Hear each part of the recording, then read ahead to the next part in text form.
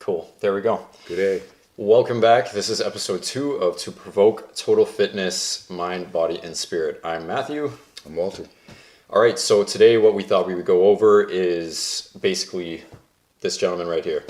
So why don't you give us... Scary. Why don't you give us a little bit of background of, kind of who you are, what you do, all that sort of stuff, your age, all that. Okay, so I'm Walter. I'm 63 years old as of last Tuesday. I am currently a trainer at Studio Fitness, which is downtown Toronto, a little trainer-only gym. What else should I say? I don't know.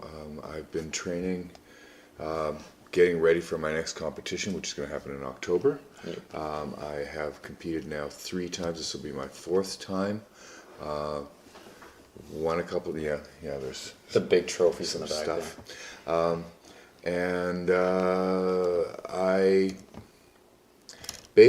I have spent my life getting fit and then getting unfit, and getting fit and getting unfit. And about 8 years ago, I quit smoking, and that sort of changed everything for me. Once I did that, I started training much more intelligently, but just it became my way of life as opposed to just something I was doing in between, because I needed to get rid of that final crutch in order to do that. I've had a lot of other crutches in my life that I've had to get rid of as well. Maybe we'll talk about that a bit later.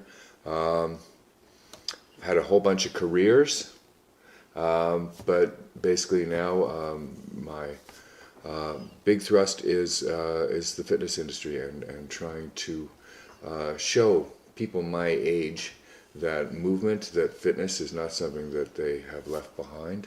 It's something that they can keep going for as long as they're around. Oh, there you go. That's about it. So, I mean, you kind of went over the fitness side of things, but what I really wanted to get into is how you got into fitness. Like, where was the kind of starting point? What was the push into personal training? Just how did it all kind of start for you? Okay, well, again, when I was a kid, when I was in high school, I was a swimmer and I played water polo. And then I as I say, I was on and off. But if you think of every fitness trend that happened since 1970 on, I've been involved in it. I have namaste'd, I have yogaed and aerobic and done all those things. Buns of steel. Buns of steel, exactly. But it wasn't until I quit smoking. And when I quit smoking, the main thing I think that I did when I quit smoking this time. So how old was that?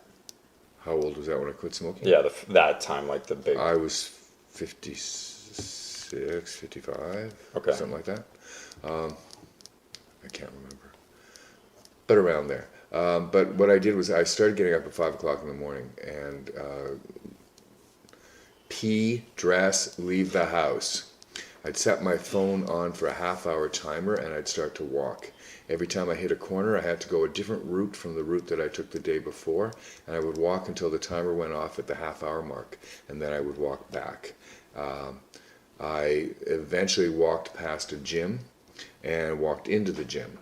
And I had experience, obviously. I'd been a gym member, a Good Life member, a Nautilus member, all those things in the past. But this time, it was different. I was not smoking, and so it was just something that became my way of life. Soon I was going 6 days a week. Even then I knew that I needed to take 1 day off at least. And I haven't looked back. At one point I went to a fitness conference, the Toronto Pro Show, and Good Life had a booth, and I walked into the booth and I said, "Hi, what's this job thing you're talking about?" And they told me, and so I ended up working at Good Life for 4.5 years before I left now to be at this at Studio Fitness where I am now. Basically, the more entrenched I became with the lifestyle, the harder it is to get out of it. I can't imagine. I cannot imagine at this point in time going back to the sort of sedentary lifestyle that I had. I still fight battles with food, mind you, and that takes a lot more control. But you know, to be who I was then, I can't. I wouldn't want to. No, I 100% agree. I mean, this is it, and I tell people this all the time. Once you've really taken this step and that leap forward, you've hit rock bottom, or there's just I've quit. I've had enough of this one thing. It's no longer going to be in my life. You get into doing fitness, and it's just kind of you just don't stop, right? I mean, he's a perfect example of that, right? So that's great. So why did it I mean, you kind of already answered this, but what changed your mindset to be, I don't want to smoke anymore. I want to push myself into this. God knows. I think part of it had to do with the aging process, reaching the point where I could not stand.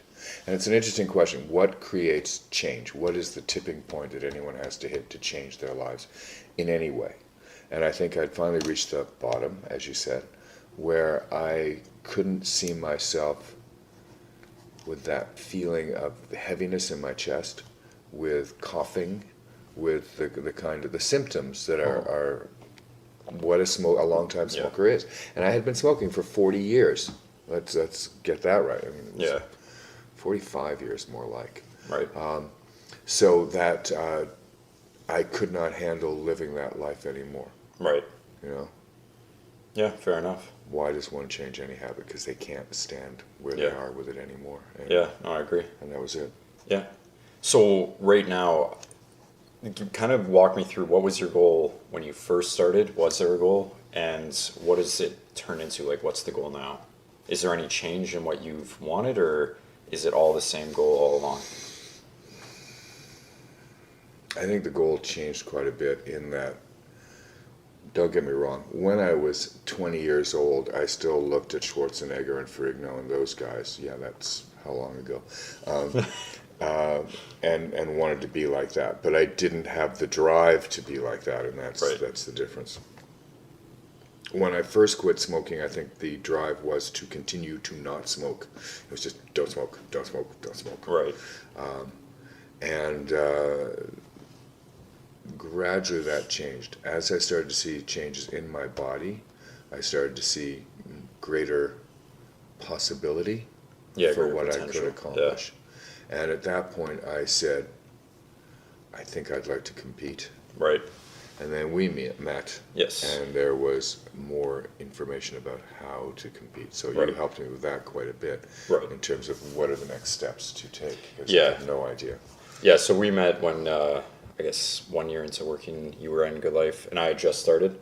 So he kind of walked me through the system there, I guess. Kind of just showed me around the gym, all that sort of stuff. And, one day you were training with one of the other trainers there, and I think it just came in and you were like, oh, he can show up to it. And I was like, why don't you do a workout with me? I'm just about to work out. And honestly, best training partner I've had ever. So Absolutely. I've had a few. Definitely the best. So it just kind of went from there. And then, both our goals very much aligned. I wanted to compete, and I did. You wanted to compete, and you did. So I think I think that's what the goal turned into. It was, at least for me, I'm the same way. I didn't think I was going to compete ever. But then you kind of morph into this idea of what are the possibilities? How high can I reach, right? And that's where you're pretty much at now. Yeah. That's it. Yeah. Anything else? Well, I just think that what it's morphed into now, as much as I love to compete and I'm going to compete again, and I can't imagine when I won't compete. But I think one of my experiences has been that it's pretty lonely after 60 when you're competing. And I would love to help other guys my age have the guts to get up onto the competition stage and show what they've got. Because it's an amazing experience. So if I can do that. 100%. If you want to work out, guys, let me know. Right there. There you go.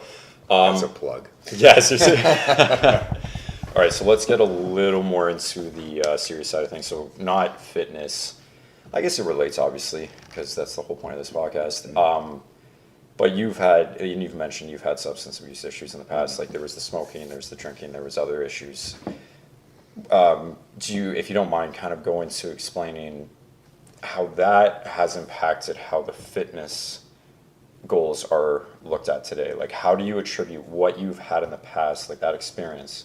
How has it kind of pushed you so far now? Because I mean, I will tell you one thing, and any bodybuilder, any bikini model, anybody that has competed or done a weight cut diet for a show, they'll understand how difficult it is to get through those weeks, right? And especially for a first-time competitor, it's not easy. And I remember, And for anyone you live with. or training partner, I remember we competed at the same show, and we were we were literally neck to neck because it was just brutal. I think it was both our first shows, right? Or no, I competed second. That was my second, and yours first. Yeah, yeah, that's right. Yeah, so we did a show together. It was our second show, and even then, it's still hard. And we were just at each other's necks the entire 12, 14 weeks we were prepping. He came off stage, and I was the next guy to go on to stage. Exactly. It was really So it was great, but it's not easy. the kid and the grown up. Yeah. There you go. So basically, like, how is that past kind of helped your mindset, helped your dedication, helped your motivation and drive, kind of push you as far as you have gone now? Wow, that's a good one. God. That was good. God. I thought about these. Oh, Yeah. you're saying that. I'm Okay, saying I was the like, answer- I the thought it was answer such a is good one. God. Yeah. Or whatever you may think that is. I have never equated my experiences with giving up other substances and giving up cigarettes and getting fit with each other, Right. except in hindsight. Okay. When I look back, I can see how my sobriety Right. has helped feed me to quit smoking. There were tools that I used to quit smoking. Right. But I didn't think of it at the time. I didn't say, I'm going to use this and I'm going to do this. It's a lucky coincidence that worked. Right. Okay. In terms of how it's impacted what I do now, well, if I've learned anything, it's that you do each step along the way, one by one by one. That's That it. I can't worry about what my body's going to look like when I step on stage in October. I can worry about what I'm going to do to impact it and make sure that today is a good day and I do a workout. Tomorrow, I'll make sure tomorrow is a good day and I'll do the best workout that I can. I plan ahead in that respect. Right. But I don't worry about what the impact is going to be. 100%. Because if I do that, I'm going to be stuck all the time. Right. You know, it's not good enough. Right. And if you finish each workout with the thought that it wasn't good enough, you're going to stop working out, or I'm going to stop working out. Right. I have to think I did the best I did. That's good. Yes. Tomorrow's Yeah. another day. I think I kind of agree with that. I think everybody kind of has a little bit of that in them. I mean, we're both personal trainers. We've trained how many people between the two of us over the past 5, 6 years, whatever it's been, right? I've had so many clients say to me that wasn't the best workout. I didn't do a good job. And it's like, you did a decent job. Like, if you're telling yourself that, how are you going to come in tomorrow? Are you going to train harder? Some people, yes. Most people that I've known probably are just going to be like, that was a crappy workout. I'm going to cheat on my meals the rest of the day. I'm going to cheat on my diet. Because I feel bad. I might cancel the next workout. I've had that happen, right? I mean, you've had it happen. So, yeah, I kind of agree with that. Yeah. Well, I think, if you showed up at the gym, Yeah. you had a good workout. 100%. Because 99% of the people don't show up in the gym. Yeah. They don't go to the gym. So if you actually have the habit of doing the workout, Yeah. or doing anything to promote personal growth on a regular basis, you're already doing better than 99% of the population. And you deserve a pat on the back for that, but keep going.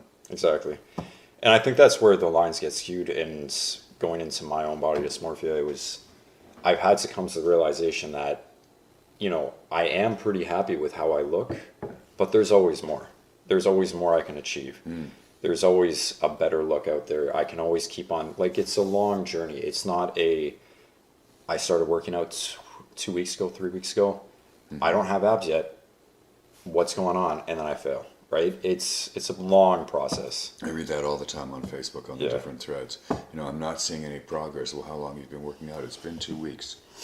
Oh my God. Yeah, How long were you not working out? 10 years. exactly.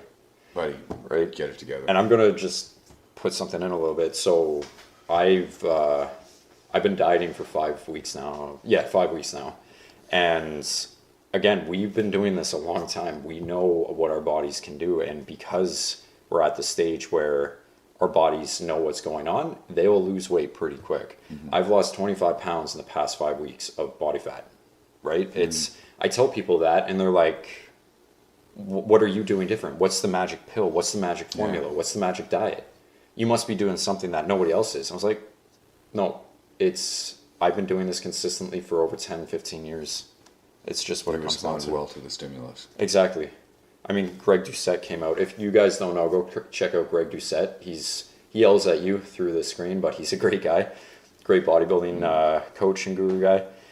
He came out with a video today and he said why cardio is so important. It's like he can burn 800 calories an hour on a bike, whereas the guy just getting off the couch for the first time in years will only burn 200 or 300 calories an hour.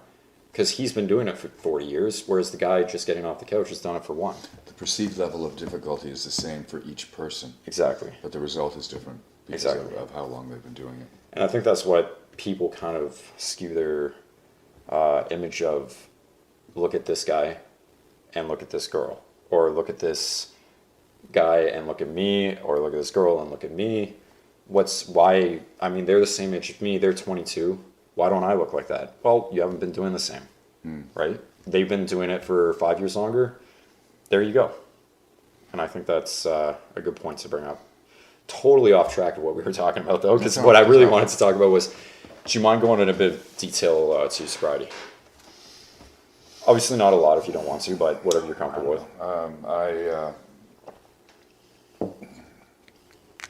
What can I say? I drank a lot and I drugged a lot. In my 30s, I reached that point where I said that was enough. Right. In fact, if all goes well, I'll be celebrating 30 years of sobriety in June. 28th? 28th? 20th of June. If all goes well, if I do the work, if I keep doing what I have to do to Exactly. stay sober, because it's not just a matter of putting down the bottle or not picking up a drug. So let me go into that really quick, because it's a great point to make. 30 years, okay, 30 years, and he's still bringing up the facts that it's an everyday, you have to constantly work at it. So kind of go into that a little bit. Well, it's no different than the gym. Exactly. No different There you than the go. diet. It all ties in. If you don't do the work necessary, you don't get the result you want. Personally, I find that if I don't work on my spiritual side, if I don't do what is necessary to stay sober, all I am is an angry, not drinking guy. I think of it as a mental health issue. I definitely think of it as a disease, but I just get really angry because I want to control the world, and in a way, controlling my diet and controlling the number of reps I do is very much like that. Yeah. It's almost counterproductive, but it allows me to spend time not thinking about the world. I'm thinking about the breathing. I'm thinking about the lift, and that helps with the sobriety. Right. Okay. To a certain extent. But it is very much the same sort of thing. You either do the work or you don't do the work, and you either get the results by doing the work or you don't get results. And when you don't get results, you turn to the negative side. If I don't work out, I start to feel bad. I want to eat. I eat and I get big, and then, oh, look at me. Yeah. If I don't do the spiritual work, then I'm probably going to end up drinking at some point. Right. And I don't want to do that. So it's necessary to do all that Right. stuff. It's a good point to bring up. I mean, it's everyday work, and this is it. We're trying to show you guys it's not just fitness. It's everything involved. Anything that you have that involves your body, that involves your mind, that involves your spirit, hence the name, it all comes down to the fitness level, the fitness aspect of it. And I think people kind of like, you hear fitness and you're like, body. Yeah. And this is really a mind and spirit kind of discussion, because at the end of the day, if you're not controlling your thoughts, if you don't have for yourself, for example, I'm not spiritual, but for yourself, if you don't have you that, are. well, so we'll get into that next week. Okay. We'll get into that next week. If you don't have that aspect or that control, it goes away and you go back to the negative. Mm-hmm. And I think a lot of people have that issue of, okay, I did not do well today. And again, this is just the fitness side of things. I did not do well today in the gym. So what am I going to do when I get home? Am I going to cry? Am I going to go eat a burger? I've done it. Shit. Haven't you? Everybody. I'm sad. I'm going to go to McDonald's. I've cheated on my diet already today. I'm going to go eat more. Yeah. Like, there's no point. I may as well start tomorrow, so I'll eat whatever I want. And it's a terrible mindset. I just think that's an awful mindset. There's a difference between I'm pushing it off to tomorrow because I know I can plan my week better. But if you have already started and you lapse a little bit, why are you going to wait till tomorrow? Yeah. Just do the work that needs to be done today. You've had your mess up. Continue on from that point and pretend, you recognize that has happened and you move on from that. If you're walking down the street and you trip, do you lie on the ground until the next day? Or do you get up and walk? Like, this is what people, and these are, again, they're metaphors, but when it comes down to it, if you really think about it, are you just going to stay on the ground and let people walk over you? Or are you going to get up, realize, oh shit, that was kind of embarrassing, but I'm the person that I need to impress. I don't need to impress you. I don't need to impress my mom, my dad. Obviously, it helps to impress those people, but why not? I mean, everybody wants that emotional connection with somebody, but at the same time, at the end of the day, this is your best self. Mm. And if you push it off another day, are you going to be your best self? Right? You can't be. My question's locked, so I need you to open your iPad for me. Okay. Thank you very much. But anyways, yeah, so that's kind of it. That's pretty much what I wanted to go over. And then I asked you the other day for your favorite quotes, and you gave me 3. Do you remember any of them? The one I remember most is the Martha Graham. Right. And I don't remember it. I know it. There is a quickening. There is a... Yeah, so that's basically it. I just want you to kind of go over what your favorite quotes are really, or like what they kind of mean to you, right? So let me just find them here really quick. Oops, there we go. Nope. Oh well, yeah, but you know what it is. Yeah. Whoa! Can you fix that? That was such noise for all the listeners at home that on Spotify. Okay, well I'll go through all 3. How's that? Yeah, there you go. The first one is, in life you need either inspiration or desperation. Tony Robbins. Real quick, I've read through Tony for a long time. I've been following him, and I've actually walked across the fire and done all those nice things, and they were great. Unfortunately, I was drinking at the time, so it didn't really do as much as I wanted. But once I stopped drinking and started reading, it made a difference. And the thing that helped me to stop drinking, the thing that helped me to stop smoking, was desperation. There's a desperation you need to have if you want to make change in your life. And I don't think inspiration is enough, because you can look at the sky and go, oh, it'd be so nice to have. But unless you're going... It's the concept of running from something rather than running to something. If I'm afraid of what my lungs are doing to me, if I'm afraid of waking up out of a blackout again, if I'm afraid of reaching 300 pounds without muscle, those are the things that are going to drive me forward, as opposed to, oh, wouldn't it be nice to have that thing? So why don't we just, real quick, the quote that he used was inspiration versus desperation. You've heard this all before, motivation versus dedication, right? Yeah. You're motivated, but you're not dedicated. So you're going to fail. Yeah. That's pretty much it. I don't believe in motivation. Exactly. I believe in dedication. You know you have to go day after day after day after day. No matter how badly you don't want to. As long as you do that, you're going to get a result. Exactly. I read on the threads. How am I going to get the motivation? I don't know. Go to the gym. Exactly. That's the way you're going to get the motivation. And do the job. Just start. put one foot in front of the other and keep going, and that's what's going to do it for you. Yeah. Move on. Number 2. Okay, I first heard this when I was a 40-year-old first-year theater student in New York City, which shows a little bit of my personality. At 35, I decided I wanted to be an actor. At 40, I was in theater school with a bunch of 20-year-olds. 20-year-olds are great. That's fun. But I'm 22 seriously, now. if I'm you 22. surround yourself by people who will give you new ideas, you're going to do better than if you surround yourself by people who are going to give you the same old shit. Yeah. There's a vitality, a life force, a quickening that is translated through you into action. And there's only one of you in all time. This expression is unique, and if you block it, it will never exist through any other medium and be lost. That's Martha Graham, the mother of modern dance. So get into that one there. Why? Like We that are came all out. unique. We are all snowflakes. We are snowflakes. We are all unique, but when you add heat, we all turn into a drop of water. We're all the same. But each one of us has that thing which we have to give, which is the culmination of every genetic piece that's in us, that is the culmination of every cultural thing we've hit throughout our lives.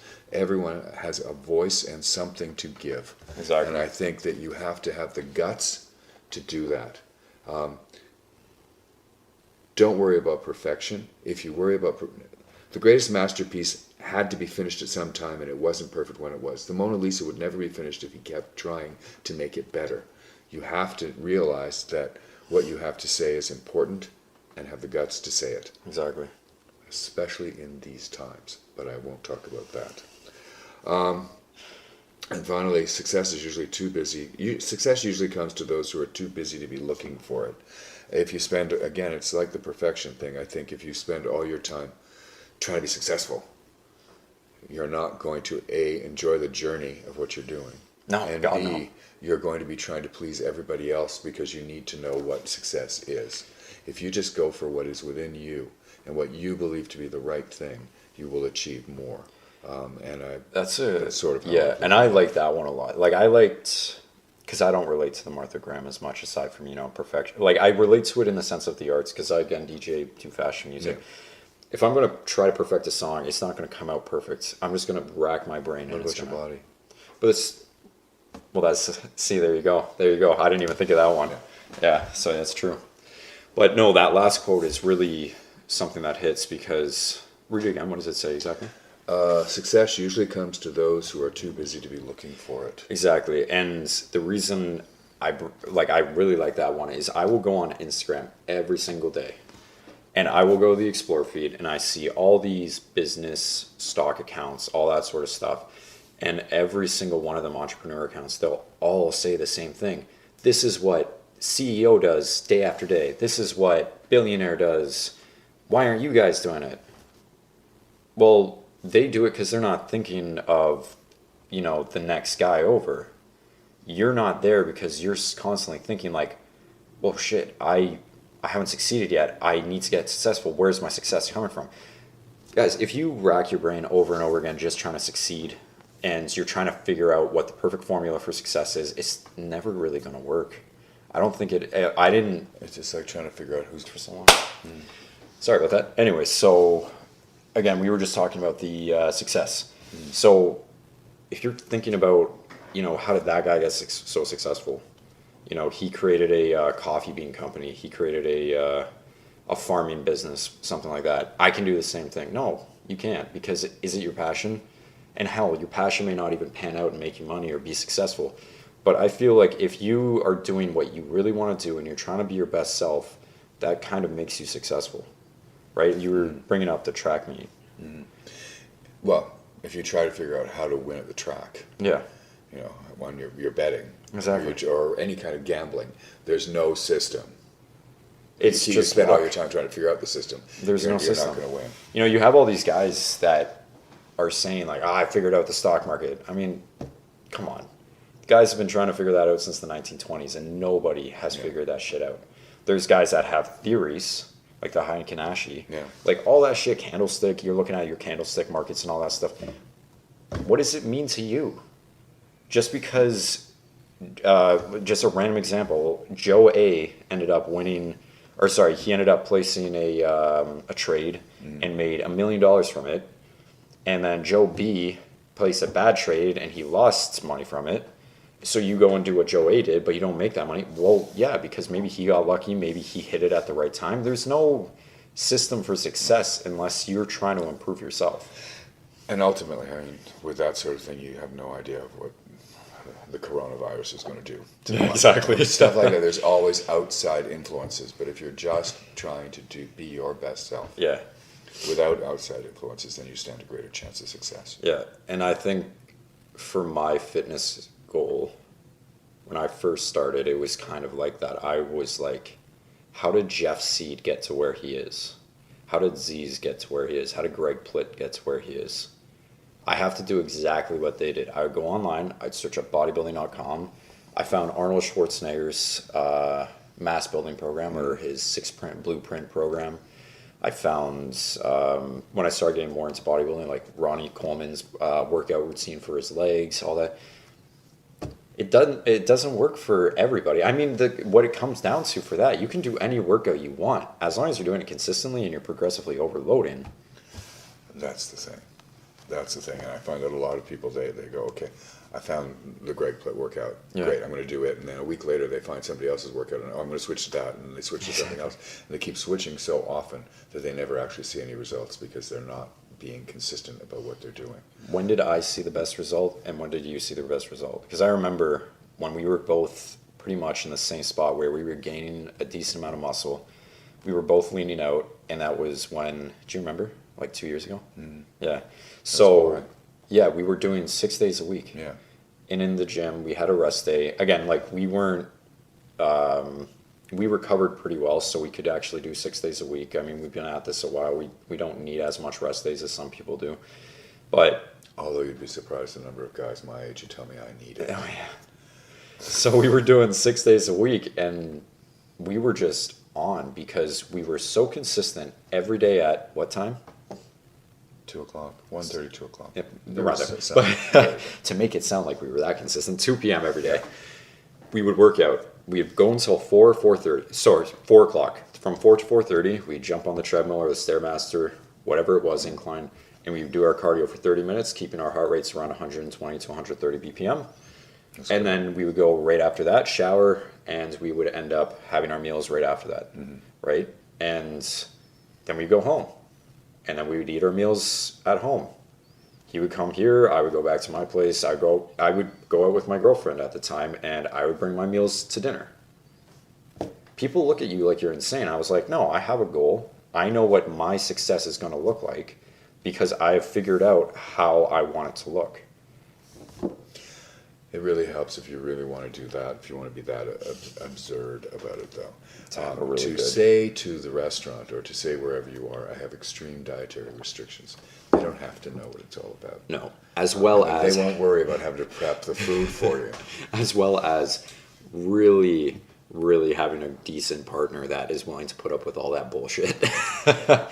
But again, like, I think you guys understand the point we're making here. We're competitive bodybuilders where we're trying to get down to like 5%, 4% body fat on stage. Like, we have astronomical goals, and I feel I'm going to achieve mine because I'm just putting in my work every single day. And it's not that, you know, I have an end goal, obviously, but I don't have anywhere in the middle. I just have, that's not what I meant. I don't have the end goal in like just point A to point B. I have all the steps in the middle that I'm trying to follow. And those change constantly, guys. And I think a lot of people fail because you're not getting each and every point. You're just going, A worked out, step B, oh, that changed. Shit, I got to go back to the drawing board. No. Step B didn't work out. You go to step B2, right? There's always going to be something that fucks you up. So just go to the next one. Tony Robbins talks about the pilot leaving New York and heading to Los Angeles and how you head toward Los Angeles. But you know that you're going to have to go change 3 degrees, change 6 degrees, and back and forth because of wind until you get there. So life, itself involves all those slight changes of course to get to the goal that you want to have. Yeah. I think so don't be afraid of those changes. I think is that a good spot to end it off? Sure. Think? Yeah. Okay. Yeah. There you go. Hopefully the camera doesn't die again. But anyways, I think that's it, guys. So thank you very much for joining us, and stay tuned for episode 3 next week. Next week. Thanks.